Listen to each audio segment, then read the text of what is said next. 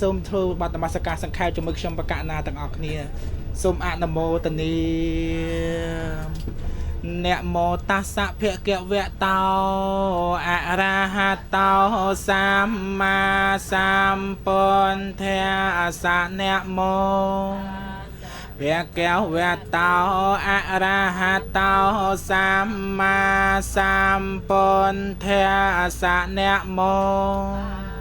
ភគវៈតោអរហតោសម្មាស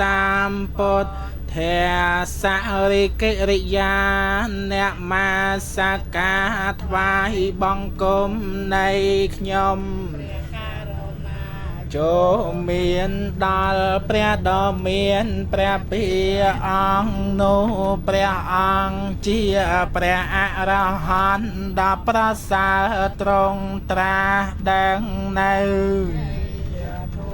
ទាំងពួងដោយប្របីចំពោះព្រះអង្គឥតមានគ្រូអាចារ្យណាប្រដៅព្រះអង្គឡើយ